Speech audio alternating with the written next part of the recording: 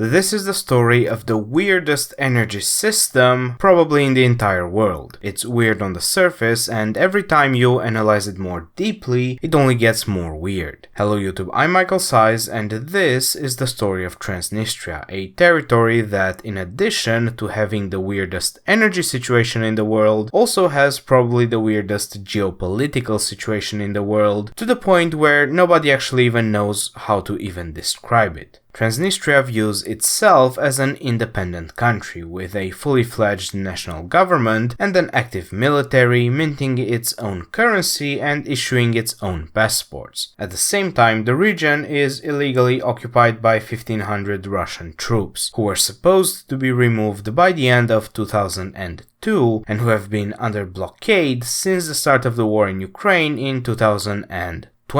So most European countries classify Transnistria as an illegally occupied territory of Moldova. Meanwhile, Moldova itself views Transnistria as an autonomous region of Moldova, and while it does consider the Russian occupation to be definitely illegal, it does not necessarily view the Transnistrian government as hostile, and pretty much engages with it as if it were a regional government within Moldova. And while the Russian occupiers are blockaded against resupply by both Ukraine and Moldova, the actual civilian population isn't, with Transnistrians having full access to Moldovan citizenship, currency, and cross-border trade. And this economic integration is so strong that some analysts actually consider Transnistria to be more similar to a company existing within Moldova rather than a country next to Moldova. So, as I promised, one of the weirdest geopolitical situations on the planet, but what about the energy? Well, the reason why we're even talking about Transnistria right now is because in spite of Transnistria being a Russian puppet state, and in spite of Transnistria physically hosting Russian occupiers, on January 1st, 2025, Russia cut off its sales of gas to Transnistria, leaving the country and the Russian soldiers with no heating and barely any electricity. And now I want to clarify that this is not related to the gas transit to Europe. And what I mean by this is that also on January 1st, 2025, coincidentally on the same date, Ukraine failed to renew its gas transit contract with Russia, and while Transnistria was also being supplied via Ukraine, and both of these flows stopped on the same date, they are unrelated events. The flows to Europe stopped because Ukraine wanted them to stop, and the flows to Transnistria stopped because Russia wanted them to stop. But I also don't want you to confuse this with the recent European energy crisis, because that was a different event as well. That one happened between 2021 and 2022 because Russia voluntarily and unilaterally discontinued about 92% of its gas sales to Europe. And the flows which Ukraine stopped on January 1st of this year, those were the final 8%. Now the first 92% were cut with the purpose of creating a humanitarian crisis in Europe, you know, the old freezing Europe to death, which you've heard many times already, and that particular Russian initiative failed. Europe never froze, and I think that makes it extra ironic that now Russia finally did manage to cause a humanitarian crisis by ending the gas supplies, but it did not happen in the Union. Instead, it happened in Russia's own puppet state, harming the civilians that are loyal to Russia and even harming Russia's own soldiers. As I promised, it just keeps getting weirder, so why did Russia choose to do this? To answer this, I think we have to split the timeline into 3 segments, and segment number 1 is the period of time prior to the current Moldovan administration, so basically prior to 2020. How did the energy system look like prior to 2020? Back then, Moldova's entire energy system was centered on the Kuchurgan power plant, which is located in Transnistria. The site of this power plant served as the primary entry point of natural gas into Moldova via the Trans-Balkan pipeline. And this means that regardless of whether the gas would be coming southwards from Russia via Ukraine or northwards from some other supplier via Romania, in either case, the gas still had to pass through the Kuchurgan node, which is in Transnistria and thus under the military control of Russia. Meanwhile, the electricity system was facing a similar situation. While Moldova did have one high-capacity interconnection with Ukraine and Romania, the power line passed through the site of the power plant, which served as a central node in the electricity system of the entirety of Moldova. So, if Moldova had tried to import electricity from either Ukraine or Romania, the electricity would still be entering via Transnistria, which was under Russian military control, and even if Moldova tried to make its own electricity using natural gas power plants, well, the natural gas had to enter via Transnistria as well. So all of the energy routes were under Russian military control, but there's more. Russia also needed a way to make its puppet government in Transnistria be financially viable, and so they came up with an additional scheme by which Transnistria would receive gas from Russia free of charge in the amount of probably 1 to 2 billion cubic meters per year, and Transnistria would use this free gas to maintain a stable government budget in several ways. Number one, this gas was delivered at low prices to internal customers, including individual houses, as well as government buildings and district heating facilities. Number two, this gas was burnt to create electricity in the Kuchurgan power plant, which not only supplied the domestic electricity needs at low prices, but also allowed the export of electricity to the rest of Moldova, this time at market prices, and this was the first big source of income for Transnistria. And number three, the electricity was used to power a steel recycling plant called Moldova Steelworks, located in the north of Transnistria, and because this plant had access to free electricity, it was able to outbid any other steel mill in the entire region, bringing in a decent chunk of tax revenue to the government. And there's also farming in the region as a bonus tax revenue, but overall you can see that the only reason why the Transnistrian project was ever financially viable is because the internal costs are low thanks to the free gas and the external profits are high thanks again to the free gas. Meanwhile, the rest of Moldova found itself in a carrot and stick type of scenario. On the one hand, the free gas supplies to Transnistria essentially constituted foreign aid to Moldova. Like, of course, directly they benefit the government in Transnistria, but indirectly, because of the strong economic coupling, they benefit the Moldovan economy as a whole when you actually draw the bottom line. And this was the carrot, which means that Russia was able to threaten Moldova that if Moldova passed any laws that Russia doesn't like, then Russia might end the free gas foreign aid situation. And on the other hand, the military occupation of the Kuchurgan power plant in Transnistria was the stick, because this was the central node in Moldova's entire energy system, and Russia was able to threaten Moldova that should Moldova pass any laws that Russia doesn't approve of, then Russia could potentially prevent Moldova from acquiring any energy at any price from any supplier, because it had military control of the central node of Moldova's energy system. In effect, this means that Moldova had no real sovereignty, and prior to 2020, Moldova used to say that there's nothing that they can do to change the situation. You see, back then, Moldova itself used to have a fairly pro-Russian government, and their assessment of the situation was that Moldova just simply had no path to independence. The energy challenges were presented as insurmountable, and so obedience to Russia was presented as necessary. But that all changed after 2020. This is our second time segment, from late 2020 when the current administration took power to the start of 2025. And so this new government instead decided to take the necessary measures of diversification, because after all, Moldova is officially a neutral country and not a Russian ally, so it only makes sense that they would have commercial routes in all directions. So like any good neutral country would do, Moldova completed a long-delayed pipeline interconnection with Romania, not to cut Russia off of course, because no neutral country would do that, but simply to diversify, to make international suppliers via Romania compete with Russian gas via Ukraine.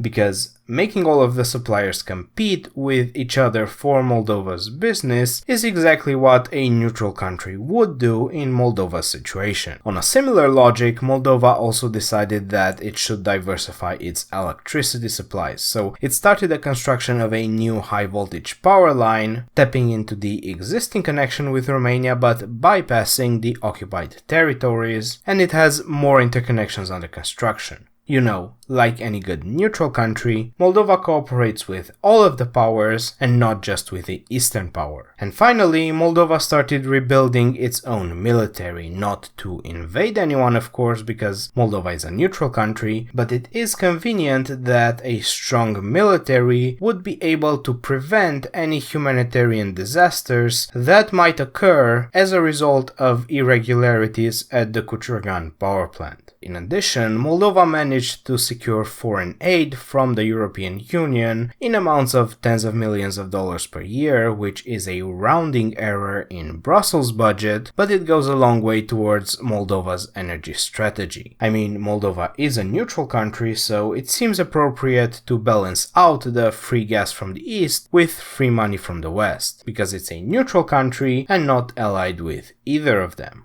These initiatives were ultimately successful, meaning that Moldova can now purchase gas from the broader global market. And the success of these initiatives has Russia massively pissed off because suddenly the energy stick has evaporated. Even if Russia could militarily cut off the supply nodes at Cucurgan, Moldova would not be physically cut off from energy supplies anymore, because it can import via Romania, and with Moldova's increased military pressure on one side and Ukraine's blockade on the other side, it's not even clear that Russia would be physically able to pull off the military maneuver at this point. Of course, prior to 2025, Russia still had the carrot part, namely the supply of free gas, which Russia could have threatened to cut off if Moldova misbehaves any further. And while this is a significant leverage point in theory, in practice, the current Moldovan administration has demonstrated that it doesn't give a shit. I mean, if the threat of physical cutoffs did not deter Moldova from building the new pipelines and power lines, then it's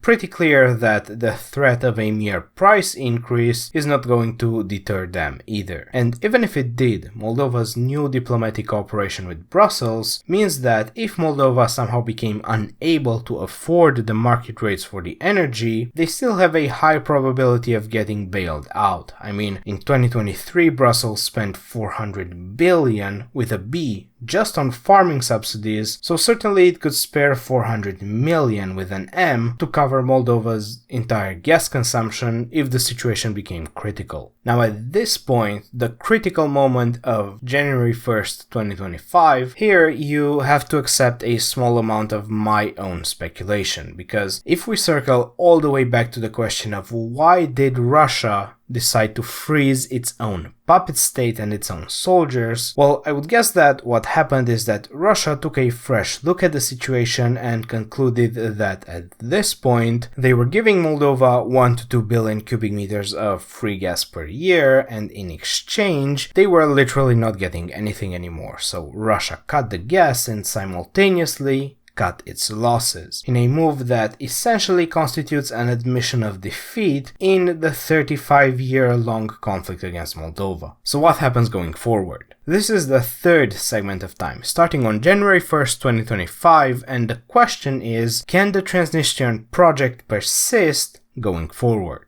When gas supplies were halted, Transnistria had to shut down everything, including district heating facilities, heating for government buildings, the Cucurgan power plant, and even the sales of natural gas to private households. The power plant was transitioned to coal, the sales of electricity to Moldova were halted, the deliveries of electricity to industry were halted, and electricity only remains available to the civilian population for about 8 hours every day. All of this in an attempt to stretch the existing coal inventories for as long as possible. In response, Moldova has stated that should Transnistria decide to buy natural gas from the international markets, Moldova is going to allow the transport of this gas. So here's my question. Transnistria's profits come from the difference between the revenues from selling the electricity and the costs of making the electricity. With free gas, the cost is 0, and with market rate gas, the cost is more than 0, so it's clear that Transnistria's profits are going to be reduced, but the question is by how much? To answer this question, I'm going to build a quasi-merit order for the Moldovan electricity market. At the bottom of the merit order, I have the cogeneration plants located in Moldovan cities, and the price for this electricity should be roughly equal to the market price of raw gas because of the nature of how they operate, so I'm putting in $40 per megawatt hour. For context, cogeneration means that these power plants operate a normal gas-fired boiler with a steam turbine for 30% electrical efficiency, but the waste heat from the steam turbine isn't actually discarded like in a normal power plant. Instead, it's used to make heating and hot water for tens of thousands of customers, so there's a strong correlation between the demand for heating and the production of electricity, and long story short, on a typical winter day, these facilities will produce about 150 megawatts of electricity and most likely bid it at about $40 per megawatt hour when the market price of gas is also $40. Next up in the merit order, we have a certain scenario, let's call it, and the scenario goes like this. If Transnistria somehow managed to secure a coal supply chain whereby they would purchase seaborne coal from suppliers such as perhaps Australia or Colombia at perhaps $25 per megawatt hour, and then they burnt this coal in a steam turbine power plant at 30% efficiency, this would allow them to generate electricity at a cost of $75 per megawatt hour.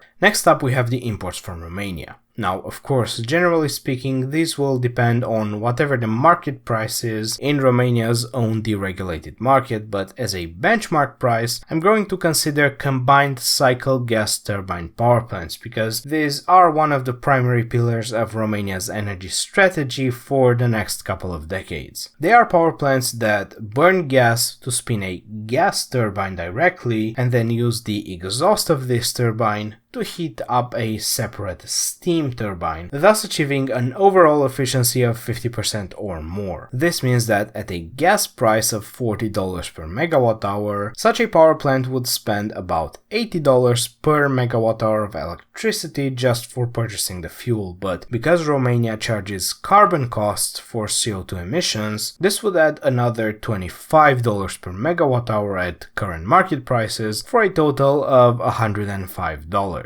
Now, if Transnistria decided to purchase natural gas from the European market, it would have an advantage over imports from Romania because Transnistria would not have to pay any carbon taxes, but as it turns out, this actually doesn't matter because the Cuciugan power plant is not a CCGT, but rather it's a simple steam turbine with 30% efficiency, so starting at the same $40 per megawatt hour for the natural gas, Transnistria would only be able to generate electricity at $120 per megawatt hour, so one step higher in the merit order than even the taxed electricity from Romania's CCGTs. And Cuciugan wouldn't even be alone in this position because also at this price point we have the power plants in Moldova itself, which if they were to run in pure electrical mode as opposed to cogeneration, which I think they're able to do, then they would also have a 30% efficiency, so also $120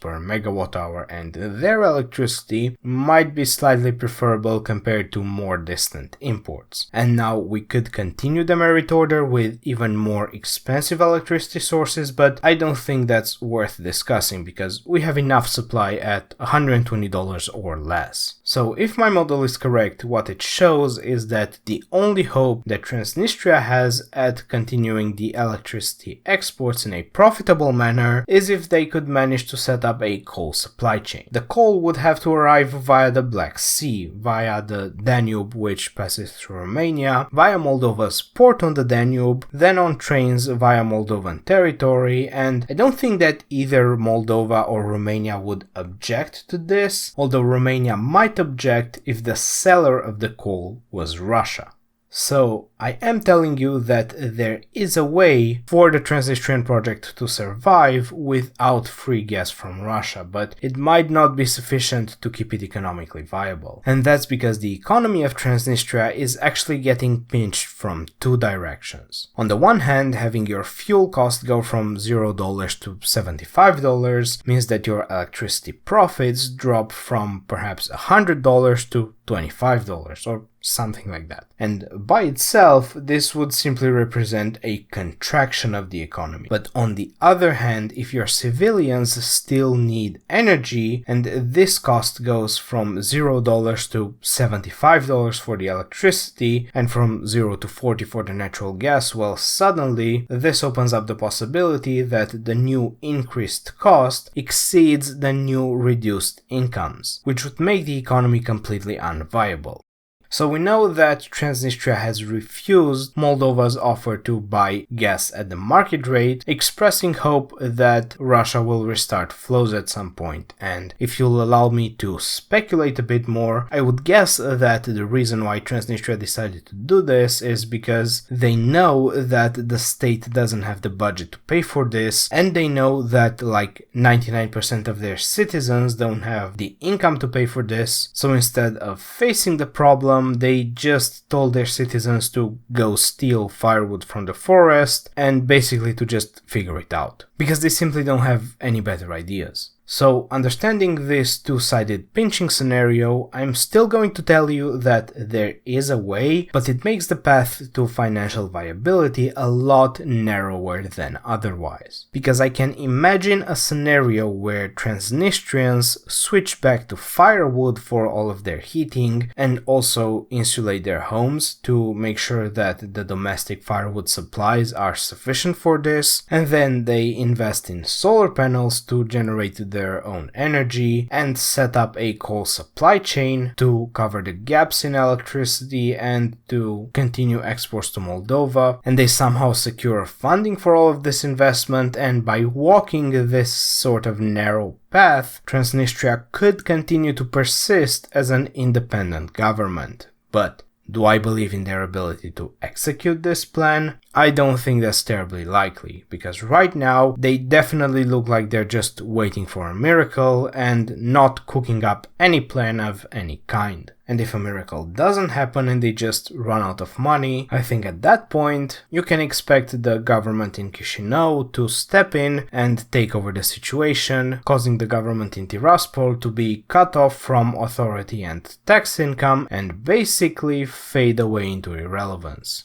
In conclusion, this story has me asking a whole different question, and it's a question that I've been asking myself for years at this point. The question is, am I passionate about energy because it's so important to everything that we do, or do I simply tell myself that energy is so important to everything because I just happen to be personally passionate about it? I think the events in Moldova may constitute evidence for the former. Thank you for watching, like and subscribe.